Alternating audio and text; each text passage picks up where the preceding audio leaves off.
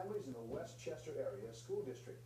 In it, he criticizes the amount of testing that's required in Pennsylvania schools. He says it's having a negative effect on students' education. Scanlon writes in part, quote, "Learning should be challenging but also enjoyable and exciting. Teaching should be dynamic and creative. We're missing so much of that because of these tests." We asked for a response to Dr. Scanlon's letter from the Pennsylvania State Department of Education. They provided us with this statement, quote, "At the direction of Governor Wolf, Acting Secretary Rivera is evaluating current performance metrics to develop a system that adequately and holistically assesses student achievement while setting high standards for all students in Pennsylvania to ensure that every student is equipped with the skills and knowledge needed to be successful in their career or higher education pathway. Testing should not be the sole measurement of academic success, and the Wolf administration will engage educators, administrators, and parents in an inclusive conversation moving forward," close quote. Dr. Scanlon is here to join us now to talk more about his message. First, we appreciate you coming in, Dr. Scanlon. Let's get a reaction. We get a reaction to that statement from the state. I think the statement is heading in the right direction. We need to look at multiple criteria to assess students' progress. Some students don't test very well. Some students on one current day, there could be something happening with a child that day, and they're not going to do well on that test. Now, advocates of standardized testing say it's the best way to really assess what kids really know and what they can do. What would you say to that? I would say it's one way to do that. That students can do projects. They can do some hands-on learning kinds of things. So I think there's multiple ways. We have special education needs for some students as well. They learn in different ways, and they're entitled under federal law to learn in different ways and be assessed in different ways because they have learning disabilities.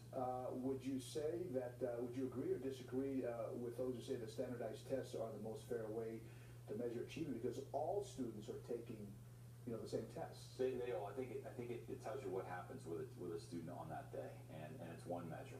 And I'm not against testing. Testing has been around in schools for 50 years. I'm not even opposed to giving the tests that we give. I think it's how we're using the tests. Students now have to pass 3 tests in high school in order to graduate from high school, and it discredits completely the 13 years of education that they've had along the way. So give the test, great, but let's not use it as a graduation requirement. Let's let that decision be a local decision for local school boards. These tests are going to determine whether a student graduates from high school. We had students last year where the test wasn't required. It starts for the class of 2017. But we had students last year didn't pass a biology test, but they got a 5 on the advanced placement test, which is the highest you can get. And they got into college, and one student is a pre-med major at a college. So is that going to keep that student from graduating in 2017? That would. So I think there's going to be a lot of pushback in 2 years, and we need to see some changes and let those decisions for graduation requirements happen at the local level. Dr. Scanlon, speaking of pushback, if you live in the Delaware Valley, you probably saw those ads that were running for the state of New Jersey against the testing by parents and kids and teachers. Do you see that happening in the Commonwealth of Pennsylvania? We haven't seen as much. That was from the New Jersey Education Association. Yeah. We haven't seen as much of that in Pennsylvania, but certainly there's a lot of parental pushback across the state of Pennsylvania, and I think the parents are ready to see something change, particularly as we get closer to 2017 when that graduating class is going to have to pass these 3 tests. You mentioned the parents. What are you asking parents to do?